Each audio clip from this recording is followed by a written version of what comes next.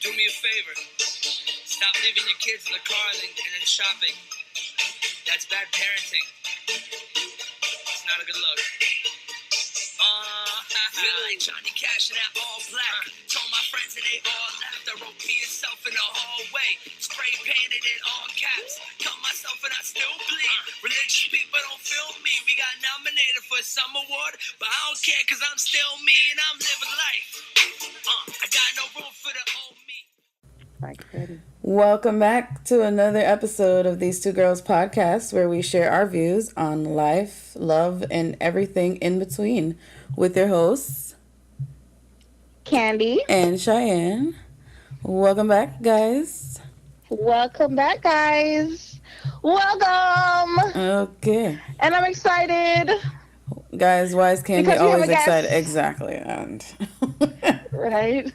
But we're like, oh yeah, why is Candy always excited? Does it really sound like I'm always excited on every episode? No. When you get excited, it's because we have a guest. Oh. Okay, yes, That's what I guys, we have a guest today. A special guest. My special guest. No, it's not big, y'all. Don't get too excited. But it's one of my dearest friends. We grew up in church together, homegirl that grew up in church with me. She wanted us to, her introduction was, I asked her, like, what do you want us to introduce you as? And she mentioned some crap about some black beauties, some dripping in finesse. See, this is the problem. Whatever. This is a problem on, black on black Actually, crime. always a hater. Yeah. So the guest is really, y'all, the guest. Don't be a crab in the barrel, okay? Do you want me to say your name or not? Can I say your name? Can I do that? Go ahead. Dig me up. Big no. All right, we got my dog, Audreen Hatcher. Hey, y'all. Hey, everybody. Welcome to These Two Girls. How does it feel to finally, roll with the big dogs, Oh, my gosh. Like, I'm so nervous to be on the podcast. You guys are like celebrities. Don't like celebrity status, okay? First of all, I just want to give honor to God, who is the head of my life, okay? All right. Secondly, shout out to my mom. Oh, okay. Sorry. We're not giving you an award. You're not winning anything. Sorry. I don't get out much, so... That's okay. Whatever. So, yes, y'all, this is Audreen Hatcher. She's our guest for today. Audreen, what do you do? Yeah. No. I live in Charlotte, North Carolina, and I am a manager, kind of like a sales manager. So I've got different reps that go out and sell first aid products to other companies, and so I coach and develop them and make sure that we're hitting our sales goals. Oh. All right. Well, sounds like work. Yeah. It is work, yeah. Do you enjoy it? Do you like it? I do enjoy it. I do like it. But primarily, I love business. I love management, working with people, helping to see them be successful, right? So they take their money home and they feel good about what they've done that day. Then I feel good about having had a hand in it. So it's what I've been wanting to do and what I've been working on, and keeping with the corporate climb, So that's good. Just as long as you're enjoying it and you like what you do, and that's great. So shout out to you for that. Yes, I could barely get through this business degree that I'm also doing on the side. This is ridiculous. Well, I can't do the medicine side. So, we all got to do, we all play our part. That's right. Right. We all play our part. Yeah, so all right. So we just did our Mother's Day episode, and I don't know about you guys. Well, I don't have any kids. Candy, you got any kids? No, I Audreen? don't. No, I don't have any. Anything you want to share? No babies around here. My womb is empty. Well, so, every year around Mother's Day, you see these posts of mostly like mothers that are, younger in our age group gap. And they're saying stuff like, they're posting like their kid, and they're like, oh, Their kids being their whole life, and that Yeah. they've, like, oh, my life had no meaning before you. Right. And I'm But just now, like, well, damn. Your life had no meaning? Like, nothing? Like, I Oh, can't yeah, relate. I can't relate. And I right. I notice it every can't. Mother's Day, and I'm just like, girl, that's it? That's, it's a lot. I mean, it's Maybe it's a cute. copy and It's a paste lot. kind of thing. Maybe it's a copy and paste kind of You thing don't think they really that mean comes that out. their life Oh, had no meaning? No. Oh, oh. delete, delete. No. I mean, I'm sure there's some truth to it for some of them. Like you said, I can't relate.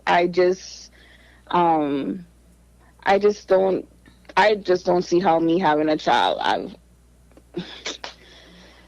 What do you say, Audreen? Let me hear what you have to I say. think it. I mean, I think it is interesting. I definitely cannot relate because, like I said, my womb has been unoccupied, and I happen to think my life has plenty meaning. But there are some, when I think back on other young women that I've known that have just wanted and craved and desired to be a mother. Like Well, that was what they were after. So Mm-hmm. maybe for those women, they did feel incomplete without having kind of accomplished that or That's been able true. to do that.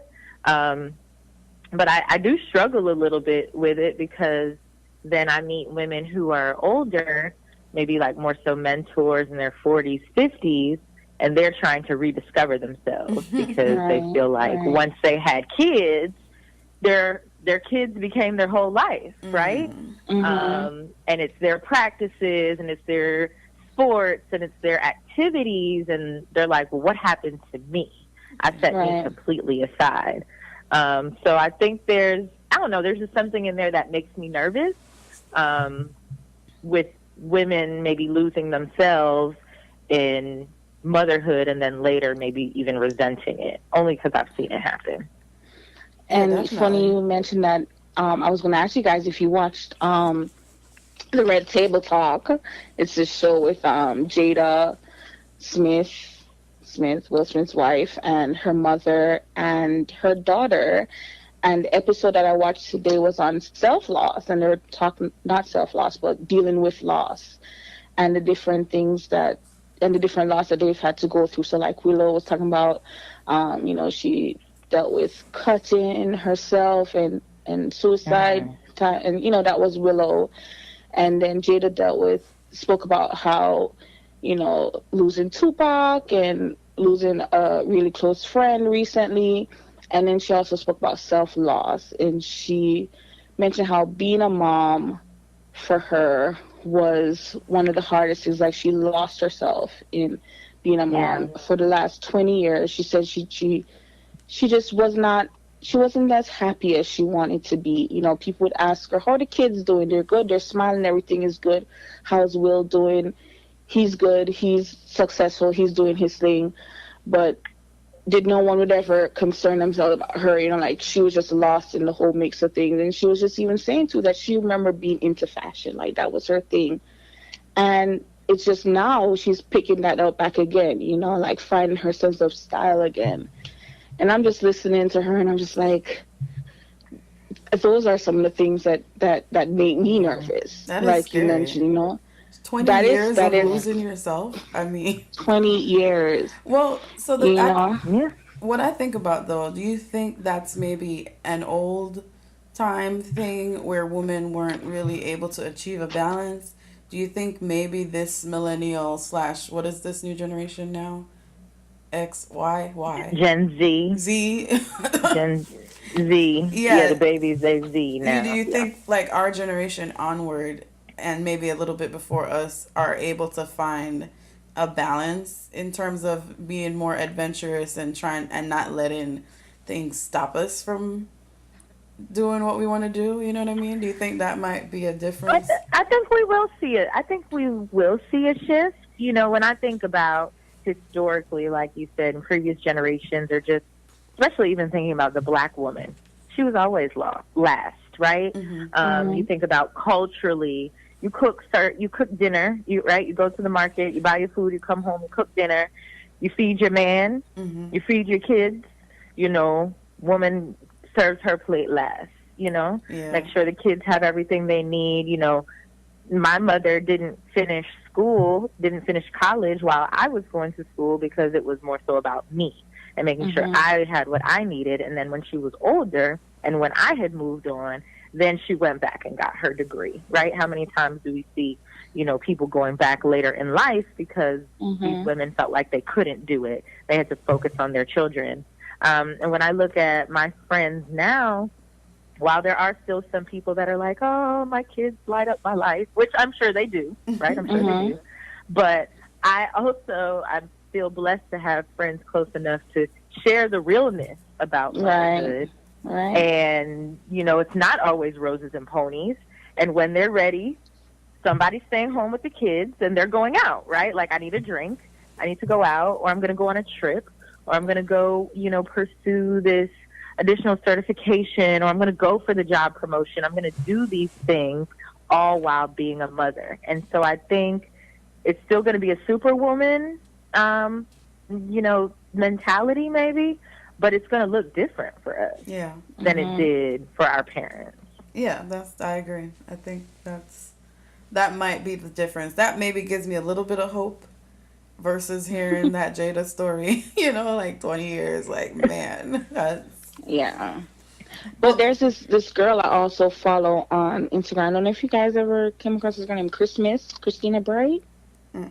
Well, she's a millennial mom, and I follow her. Like, if I ever become a mom, I would like to look something like her. Because it's just in how she moves. No, just how she moves and what she does, and you know, although you can't believe everything on social media, I definitely like what she puts out there, her truth. You know, she talks about her depression stage. She talks about just being a mom and having her son, her junior year of college, and she does say that whole thing about, you know, her son changed her life, blase blase. But she did say that there were points where she didn't know who she was anymore, you know, and she had to pull herself back up and figure out, okay, how am I going to do me and be me and true to me and still be a mother to my son. And I see how she's just, you know, she doesn't fit in that mom box like people like to put you in. Like, why is she out all the time on the road? Why is she wearing that? She's a mom. Because, you know, people still do that, right? Yeah. People still do that. And she doesn't fit that box. And I really like how she moves. And one of the things she said that I wrote on was that self-awareness is the key to personal identity. So you have to realize that, hey, I'm depressed. Why am I depressed? Why am I feeling this way? You know, and pull yourself back together again. Yeah. And I really like how she did that and how she moves. So Christmas, check her out, y'all. Have y'all seen the show? There's a series on Netflix now called The Letdown. And I think the name is really funny. It's about, it's mostly focusing on this couple. It looks like they're like in Australia or something. It's one of these foreign films. And they just had a baby. And it's just showing like their struggle as a couple. Are they married? Yeah, they're married. And they're married. Are they? Wait, yeah. Whatever, but their struggle with this new baby, and especially from the woman's end, you know, how she's like struggling to sleep, first of all. And, you know, they show her like driving this baby around the block. She's even like on the corner of somebody's like drug corner trying to put her baby to sleep. And like to do anything. Yeah, and then how she can't get her husband to really do much, you know, and he's like caught up in his career. And it's the part that really stood out to me was there are parts where she's trying to like join back her friend group, you know, and try to be normal. but she ends up bringing the baby with her to like a birthday dinner or something. No, It's a just no. yeah.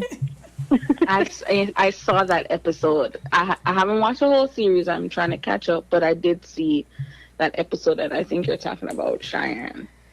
And Is it the one where they were at the I think it was the dinner. Yeah, the dinner, and she had the baby strapped to her, and the baby was crying throughout the whole dinner time. Yeah.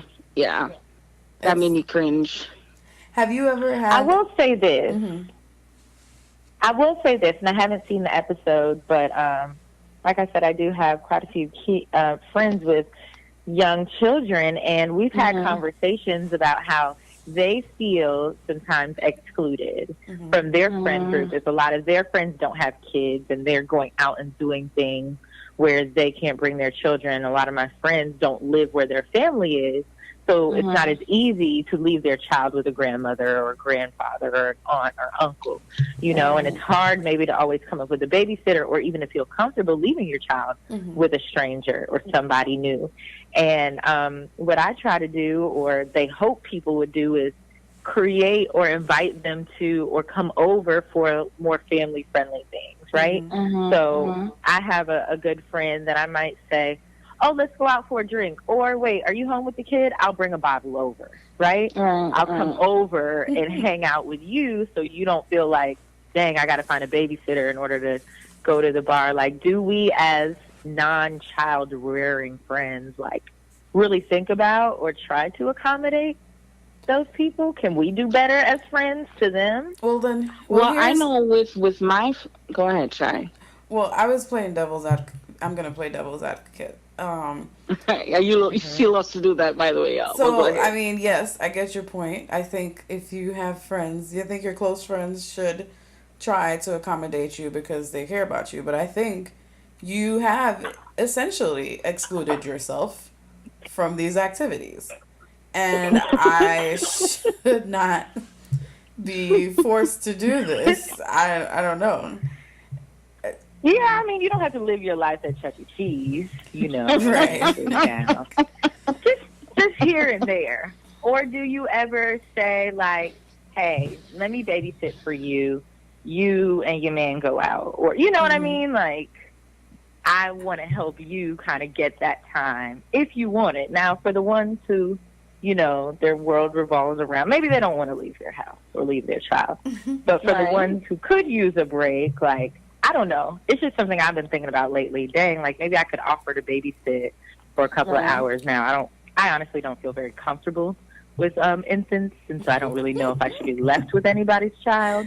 But I've been trying to figure maybe like 2, no more than 3 hours. You know, we may be able to make it work. And how often do we think about offering? Don't get me wrong. I definitely do that. I have some friends here, and we've been friends since on the island with school. And so she got pregnant. She's married. She got pregnant down there with her husband. And ever since they had the baby, I've babysat for them a few times each semester. Like if their anniversary comes up, I babysit and let them go out. Just last week, I babysat on a random Thursday night so they could go watch the Avengers, you know. So, you know, so yeah. Good, I mean, I know that. I'm talking a lot of mess, but I'm not that terrible. But yeah, I know I'm definitely not that terrible. But I you know, I be babysitting. I'm terrible then. Okay, so it's me. I'm just saying a new idea for myself. Maybe I could. You know. But also, if you're not essentially, if you're not comfortable with kids like that anyway, it's not going to be something that comes naturally to you to just volunteer anyway. So, I mean, that's something that you can slowly work yourself into if you want, you know? Well, sometimes I think about it because, I mean, I am married, right? And, like, at some point, kids and parenthood is on the agenda. And I don't really feel that comfortable with babies. So part of it is like, well, maybe let me test it out. Let me see, you know, the kid survives, doesn't break anything. That's a good sign. Well, they say that it will come to you. That, you know, that motherhood kind of comes to you. Like, and as you, like, I think like women as they're pregnant, they become more and more responsible. Like I see it, so I'm in the OB/GYN rotation now, and I see it in these. I don't know what's up with Augusta, but everyone's pregnant. And there are a lot of teen pregnancies here. It's the And weather. The weather. yeah, and then so you can see it in these young girls, some of them. They're like 14, 15 and pregnant, and all of a sudden they're super responsible and, on top of their stuff, and they become mothers, and that's not always the case, but I'm seeing it happen like in the last couple weeks that I've seen a couple of them a few times. But then you see the guy comes with them, the boy comes with them, and he's still a kid, And they're He's still still losing kid, their right. life. Yeah. Yeah. But you're forced into this, new person anyway. So it's an interesting thing that our body and our mind does with motherhood. Well, But- let me ask you this. Mhm. Since you're exposed to, the baby side in the medical sense, and Candy, you're maybe more so exposed to family life from the social work side. Are either of you very exposed to adoptive parents and kind of what that transition is like? Because you don't have the same 10-month process hormonally, right? Yeah. So that bonding and how to create that level of relationship or responsibility for an adopted child is something that I'm very curious about because I have interest in it. So just kind of wondering if either of you have been around that. Candy? No. Okay. Well, I'm a godparent to adopted kids. Godparents. Did I say grandparents? Godparents. Yeah. God. And I've seen the transition. It was a bit, rough at the beginning. Well, they were younger children, but it's much better now. But that mom that did adopt them, she has a heart for kids. Like, she always wanted children. She works with children, and it was just something that she's always wanted. So it was easier for her to dive into that. She was taking care of her nephews and raising them, and so now she wanted her own. And I just see where it looks good on her. Like, she makes it work. The homework, the transportation, the ironing, the doing the hair. Like, she makes it work. Who's cooking? That's Audreen. That's Audreen in the kitchen. It's not me. Sorry. Yeah, and I just see where she makes it work. And I guess that's a good point in terms of what Audrey was saying with, you didn't go through that whole 10-month process with this child in your tummy, you're bonding. And I think it all depends on age. Like, I can't imagine adopting a teenager. I think I would. I think that's a rough part. I've seen the foster care area for that, and I've just seen a lot of, because on site where we work, we have a foster care department, and that's normally the toughest area. It is, and they don't get as much love, but when people do try to become their foster parent, it sometimes is not. It's rough, So I think it all depends on the age group you're trying to adopt, and just what you're prepared for mentally, Yeah. Just be ready, So I don't know. I don't know. What do you see? Say it again? You would adopt, Shane? Oh, yeah. And I think, and I feel But she like... said a teen. She said a teenager. More so, I think I would adopt older to teenage kids, like, because I feel like they're the ones that kind of get left behind in the system a lot because people are afraid to do it. And I feel like they need a home and love just the same, even if not even more at that point, because they've already been scarred and, from different things. So, yeah, I think I would be open. I'm definitely open to adopting older kids. At some point later on when I'm stable enough to maintain that life. The doctor I'm with, she has 2 girls of her own, but they just adopted a 4 month old. She's 4 months old now, and they adopted her back in December, like from birth. And but I think I can't really answer that question for you, Audrey, because she's already been a mother, so she's maternal instincts have already been there. Yeah. But I don't know Right. anyone Right. that's like that has adopted just straight up and never had kids before. But I think it would, there would be a learning curve. I think you would have to just really, like Candy said, know what you're getting into and be prepared mentally. Mhm. Yeah. Yeah. Mhm. When So, I was a teenager, I was kind of working on this debate. I had to argue either for or against gay adoption. I don't remember which side it was, but I was doing my research.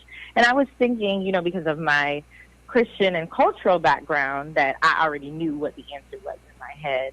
And so as I'm doing research on stats about adoption, foster children in the system, I remember vividly coming across the statistic that said there are so many children that need homes and so many churches in America that literally if one family from every church in America Mhm. adopted one child, right? Follow me. One family for every church adopted one child, there were literally no children that need homes. wow.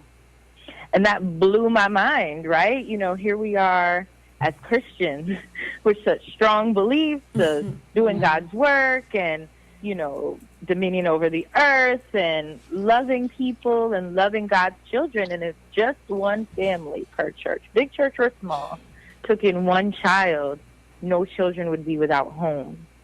Wow. And that blew my mind. And ever since then, I'm like, I have to be that one family. Like, I got to do my part.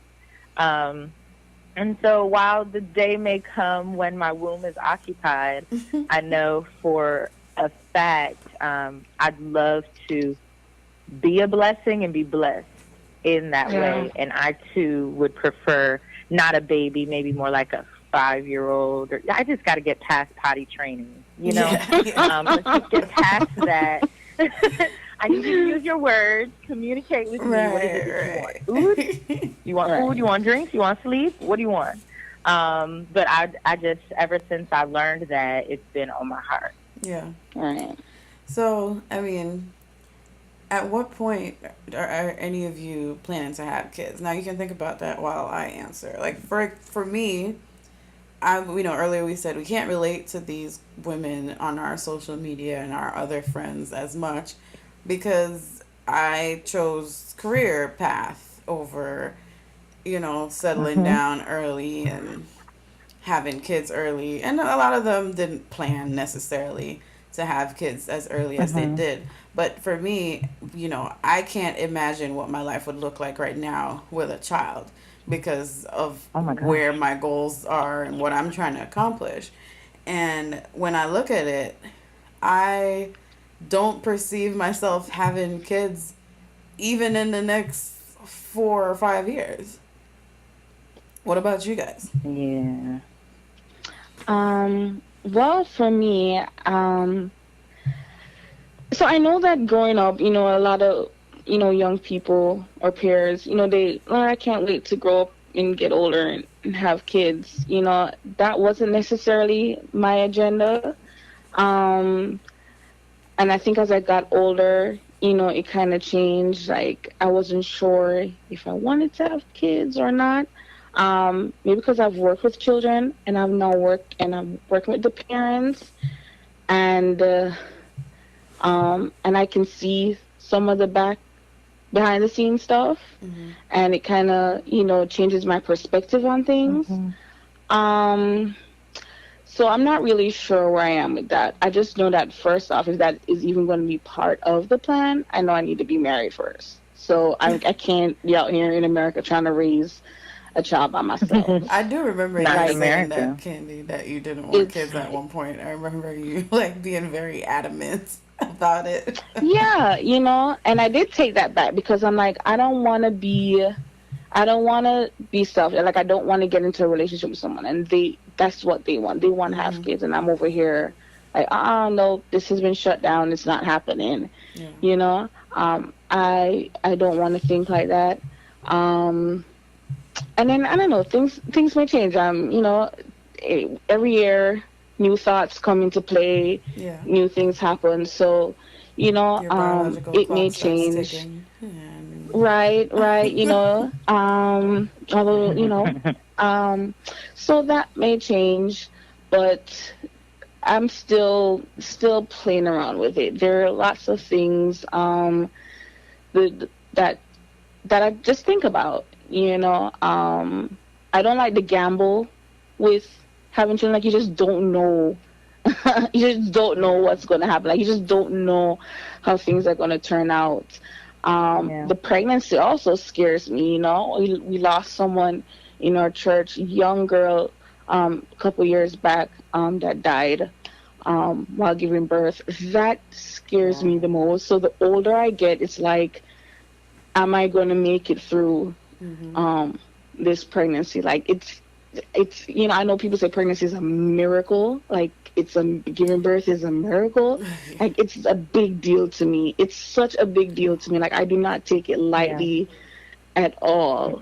At all. well, And let after, Audreen talk, and we'll talk about the medical snap, aspect of yeah. it. So, 'Cause I can tell you. oh yes, you Yeah. have some facts for us. That's right. Go ahead, Dreen. Well, it's definitely something I think about from an age standpoint, because now that I'm 30, I'm gonna be honest. I had backed into wanting my children to be out of the house by the time I was 50. Okay, so I had kind of put it in my head, me and my man, we're gonna be maybe late 40s, going into 50, and we're gonna restart our whole life again, right? Like, we're gonna be out, we're gonna be in the streets, we're gonna be traveling. And so I wanted to be young enough to be able to kind of experience that fresh wind of an empty nest. So I'm running out of time, right? I'm running out of time now that I'm 30, and there's no womb. Yeah. There's no occupants in my womb. So I think because I like candy for a long time, was like, I don't really have to have a baby, right? Like, I have never desired pregnancy, even to this day. I've never desired being pregnant. Right. I do have a lot of fears and concerns and just kind of thoughts around babies and motherhood and all that kind of psychs me out, but I've been passionate about adoption. But it was amazing going through the dating, season, how controversial the topic of adoption can be when you meet a man. And that's a passion of mine, so I always brought it up early in dating. And to hear some of those responses, it was like, oh, well, you ain't going to work. You know what, don't worry about it. So it kind of got to the point where the agreement was, okay, we can adopt, but also let's try. So knocking on that door here pretty soon, because if I'm not pregnant by 32, it's a wrap, because I ain't going to be able to do it and be done by 50. So it's going to be adopting at that point. Well, see, yeah, you've put that limit on yourself. And I think, 50 sounds good and sounds young, but you're going to be as young as you make yourself at that point, right? Like, when we get older, if you keep yourself young and keep fit and active and don't let yourself get old, barring any other serious illnesses, then, if you're even 54, 55, that's not a big deal, You can still... Yeah, but when you do the math working backwards, then that would put me pregnant at like 36, 37. Yeah, and then I don't at know 36, 37, you would be officially considered an elderly gestational pregnancy. Exactly. And I don't have that to do. So they changed... They used to call... So over 35, right? The medical field considers you to be advanced maternal age, but that was the official name before. But now they've officially changed it to elderly gestational age. And That's I'm crazy. like, 35, you're calling me elderly. Okay, cool. But tomorrow. Yeah. Right. Yeah. So right. The thing about it is that when you hit 35, your risk for having a chromosomal abnormality or a baby with chromosomal abnormalities, so Down syndrome and Patau's, Edwards, all those other ones that are not as popularly known, increases. Like, I remember sitting in my genetics class in med school, and one of the days he's showing us this chart, and it's just like, increase the risk for Down syndrome, and then you're at 20s, 30s, and it's like a steady curve, and then as soon as you hit 35, the line just shot up to the ceiling, and I remember sitting in that class and being like perplexed. Like, excuse me, because at that point, my life plans was to start having kids at like 35. Because, I had the typical, me and my husband going to live our lives for a bit, Right. alone, and then have kids. But then I was like, hold on, what the heck is this? Right. But now, I'm 29, and I still, as I said, I don't perceive being able to have kids before 35 at this point. And I'm going to try to be objective for y'all because I need to maintain the level head as the medical professional. But pregnancy is scary, okay?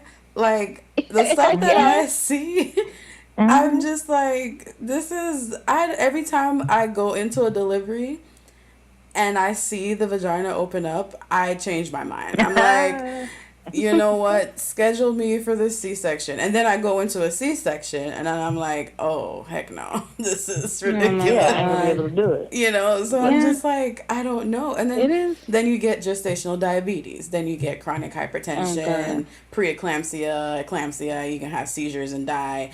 And you can have all kinds of things, infections. Oh, my goodness. Blood clots. Sorry. It's a real deal. It's true. It's scary. I think about those stuff, especially when Cheyenne shares them every now and then. Not that she, freaked me out that I changed my mind, but honestly, from when I remember from when I was younger, and I had this conversation with my mom, that I hope by the time I get older and I'm ready to have kids that the whole pregnancy thing changes. Yeah. Like something changed. Like it's not as painful. It's not as long.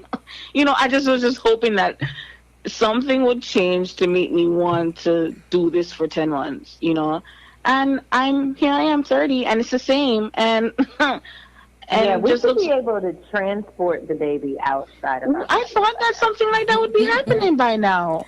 Remember Xenon, the Warrior Twin? Like, I remember watching those shows and like, okay, we good, I'm going to get older and this thing is going to be figured out, But it's the same long process. It's the same painful, it's just, I haven't seen where it has changed. Well, I'm not excited. Okay, so I'm right there with y'all, right, in fears and concerns. But do you find yourself getting baby fever? Like, you catch yourself sometimes, and like, what are the things that set you up? When like a little, there's like it's not really like if it's like a baby that's like a couple months old and they're doing that babbling or that laugh, I swear to God, I'm lactating. Like, it's crazy how much that triggers me, and I'm just like, it's stupid. So I'm gonna be the other one on the other end because that I don't get that at all. It doesn't. When I see the little babies in the baby clothes and everybody like, oh, it's so cute, you have another baby, and I'm like, really? Mm-hmm. You see baby clothes and you feel the need to want to have a baby or another baby? No, it doesn't do that for me. If anything, I think of kids, it's probably when I see them older and they're helping their parents out and doing things for their parent, then I'll probably be like, okay, yes, I need to have a child because I need my child to be taking care of me like that. Oh, you're trying to buy my house. That's what I'm saying. That's what I'm trying to do. So that's probably the only time I have that fever because I need that kid to turn around and hook their mama up. But I don't get that gushy mushy feeling. I don't get baby like infant fever. Y'all know how I feel about that. But if I see like a 4-year-old like that maybe reading, right, or they got some little glasses on and they're having like a dorky conversation with their little voice and they're like super smart little kids. I'm like, oh my gosh, let's sit down and have a conversation about life. I want to tell you everything I know, right? Like I get excited. I want to hang out with those kids, or specifically like teenagers. Like I have a bunch of like little proteges and mentees, you know, from high school, and we'll go kick it and get ready for college. Like those types of things. I'm like, dang, it would be really cool to take them to college tours and that type of thing. But that's so many years down the road that I don't feel that when I see an infant at all. No. And you know what? Honestly, like, if I do become a parent, like, I think I'd be like a dope parent. You know what I'm saying? Like, because of, well, that's what my child will allow me to, but I want to be into everything. You know what I'm saying? Like, I would be the one that you're going to prom, we're having a pre-prom party. Like, you're going to first grade, we're having a first grade party. You know, you're going to, like, that's me. I will be that doing too much parent. Yeah, you know what I'm saying? Like that 1-year-old birthday parties. Like, this kid that know what's going on. Never gonna remember. Will be maybe not the 1-year-old part. Like, I'm not for let's take our child to Disney World at 5 months old. 1-year-old. I see that. No, that's not me. Let's slow down a bit. I see those pictures and I'm like, we're spending all this money to go to Disney World at 1 year old. Oh, cool, no problem. That's not me. I don't think they pay at 1, but because they can't ride it. But it's for them at 1. But they can't even get on the rides at 1. You know what I'm saying? But when you are able to, best believe we're at all the theme parks. Like, it's our bucket list. Our bucket list is theme parks. You know what I'm saying? Like, that's the type of parent. Like, I know what if you have a scary kid that doesn't like rides or heights? So that's what I'm saying. It all depends on the kid. Because, like, my sister, my younger sister, who has been rolling with me since she was, like, how old? She is so boring to me. You feel me? Like, she is not into the excitement. She is just boring. I always tell her, I'm like, dang, Cam, you so boring, you know? And she looks bored she all always, the time, though. She looks like she's bored with everything. And every time I'm like, okay, I hope that she's going to grow out of this stage and it's going to change. But every time I do something, she looks at me side-eye like, really, Candy? She does look at you side-eye. I always get, and I always say to her, you know what, my child is not going to look at me side-eye, okay? My child is going to be right there dabbing with me, okay? Or something, I don't know, but so this is when I do look at the parents, you know, that I do want to be like. So, like, Christmas, you know, and I'll see her with her son, and they're making, like, the cool videos, and they're doing their little thing, and he's like, you know, I'm like, that's what I want, you know? That's what I want. But I don't want to sit at the table at 7 p.m., 9 p.m. doing homework with you. I don't want to do that. You know? I think that's the big thing that pushes my clock back as well.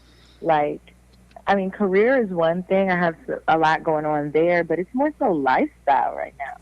Like, I can come home and take a nap if I want to. Right. I can go out after work and kick it all night if I want to.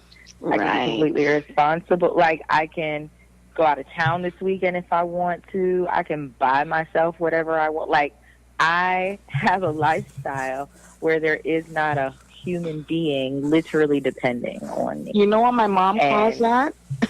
You know what my mom calls that, Audreen? She calls that selfish. What? She calls that selfish. I've had this conversation with her, and she says that I'm being selfish. I think we can be selfish sometimes. I think It's there's my a period of life I don't to have, be selfish. Yeah, exactly. I feel very selfish right now. In fact, I barely have enough time for myself at this point, much less. Right, you got to schedule in self-care. Right. Like, you know.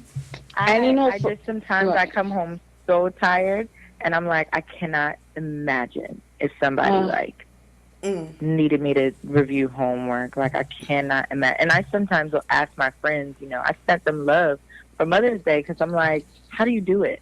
Like, how do you do it? You work just as much as me. You know, how do you do it? And they're like, how do you do it? I don't even think about doing it, right? It's got to be done. Wow. And so while I'll make jokes and kind of poke fun at mothers, like, there's definitely a level of admiration and respect. Oh, yes. Because they're doing something I can't even imagine. and fix my mind around doing. I don't know how they do it. Yeah. What? I Okay. give moms mad props. Last Yeah. question. We'll wrap up soon. What do you think is your scariest for you? What is the scariest thing about being a parent? Like that you think would be the scariest thing? Don't Who's all going volunteer at first? once. Well, for me, self loss. Just losing, um, losing myself, um, or a death of a child. I don't want to have to bury a child. I don't want to have to see a child behind bars. And all of those are three things, but those are my three fears. Sorry if that's too much, but No. it's just losing myself, having to bury a child, and just having to visit a child behind bars. Like, I would not be able to sleep at night knowing that you are in prison. Yeah. And those are my three biggest fears of becoming a parent. For me, I'd say my two biggest fears. The first is just really not equipping my child to be all that they can be and explore every possibility. Like when I think about the amount of careers and hobbies and passions and skills and gifts that could be on the inside of my child, like, do I have enough time? Do I have even the knowledge to help them really explore all of those things and step into and walk into their purpose as early as possible? So that's a fear, just kind of really being equipped to equip my child. And the second one is that having a child may create distance between my man and I, right? So, I'm passionate about love and relationship and marriage, and I think that I would absolutely want to be in a strong marriage and relationship as I bring in a child and rear a child in this world. And so I do see some people start to distance or drift apart as mother and father, and everything becomes about the child, and they don't have any romance left. They don't have time to each other, and then the child leaves 18 years later, 20 years later, and they're talking about divorce because they don't know life together aside from raising a child. And so I think maybe that's a little bit out of the scope of child rearing, but more about being a parent, that there would be love lost, between my husband and I. And that would be the reason why. Yeah. Okay. Y'all are deep. I don't even know. Sounds like it'll hurt. Well, yeah. I feel like one of my biggest fears is that I'm gonna be like a big wuss in delivery. But besides that, Really? besides that, okay. I think, and this comes again from my medical standpoint, and they always say like medical students have like medical student syndrome.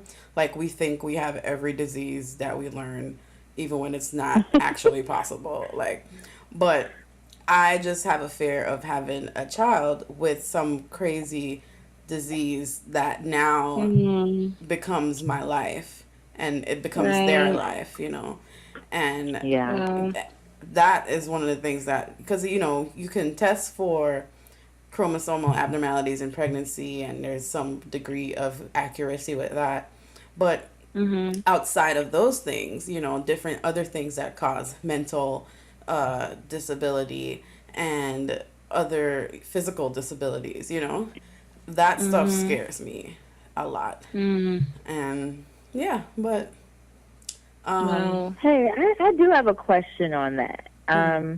Where are we from a research standpoint on being able to manipulate chromosomes and genes? Like, is that still research? Is that something that's on the cutting edge? And how do you all even feel about that? I don't know where we are on that research. I'm not up to date on that. I believe to some degree, if you're doing in vitro fertilization, you can do some testing. I think that's a possibility. But then again, there's the ethical part of it that people are debating now, is that when you do Right. have an egg and a sperm come together and make an embryo, and then you do this testing and see that, okay, this child has Down syndrome, what's the ethics on terminating the embryo? You know, it's the same kind of debate along the lines of abortion. And so they're still considering that life has started. Oh, sorry, that is loud. And so yeah, so that's one of the debates that's still going on. But I don't really know I where never they thought are. about that one. Yeah, I just remembered seeing a few years ago where they were like, oh, they're doing research where you can be able to choose if you want a girl or a boy, and, you know, those types of things. And there may even be some genes or chromosomes, maybe not chromosomes, but genes tied to, you know, hair color, eye color, those types of things. And I know it's just kind of starting out, but I think there celebrities was a are lot doing of that. Yeah, I'm not sure. I'm not really sure. cough, cough, Beyonce and Jay-Z. Cough, cough. Right, yeah. They're all having twins, and they're all having them how they want to have them. Exactly. I mean, I'm saying J-Lo, Beyonce, the list goes on. So Yeah. Well, Interesting. well, that was a great conversation. It definitely unfolded into different ways than we imagined it. I really enjoyed that. right, that was good I did stuff. too. It was very Yeah. enlightening. So anyone want to share what mood are you in this week in terms of music? I'll go. J. Cole's new album is my stuff right now. I like Motivate. That's mood all week. And also the fact that Drake released this tour dates has made my entire week. I'm ready. What about you guys? Green? What you listening to? Yeah. Me? Oh, well, me, I'm not, I don't have anything. I think I just started, I just started listening to the J. Cole album. I haven't really let it sit in. I don't have any favorites yet. But That's impossible. I just started listening to it. I haven't been listening to it hard as everybody else. I know that my sister is bumping it. Like, I was riding in the car going somewhere with one of my friends, and he was playing the album, and Camilla was with me, and they're both reciting the lyrics to all the songs, and I'm looking at my sister like, really, Camilla? She not that boring, This then. is what you're on? If I'm Catch doing up, it. man. So I know that, yeah. So that's what I'm checking out. Other than that, I don't really have anything else I'm really listening to right now. Okay. For me, I just kind of stumbled into this song called "Playing with Me," like by Kyle featuring Kehlani. I don't know who these people are, but Spotify recommended the song "Playing with Me," and I've been bumping that. And for my ratchet side, "Nice for What." Yeah. Yeah. By Drake. So you know, Why that gotta be for your ratchet side? Huh? it's for Like, my what? ratchet side. I mean, it's because of that Ratchet Louisiana beat. It's that twerking. You know, I just be in my room. Right. you know. Yes, Yes, I'm yes. here for it. I am here for it. I'm here. That's Yes. what's up. Yes. Well, All right. Audreen, thank you so much for joining us. Thank you for coming. Well, thanks for having me. This was pretty fun and honestly a really cool topic. So, thanks, ladies. Yes. Hope everyone enjoyed. Yes, so as Yes. usual, guys, follow us on Instagram at These Two Girls. Please share our page, share the episodes with your friends. And as usual, we're open to feedback. Tell us what you think. You know, do you have some friends that have kids? Are you a mother that has kids and you feel like your life is stalled? Or you feel like, hey, I'm living my life. I don't care what y'all want to say. My kid is my life, you know. I hear you, girl. But, you know, share us. Do you, boo-boo? Do you, boo-boo? Exactly. But, you know, thanks for listening again. Thanks again, Audrey, for being with us.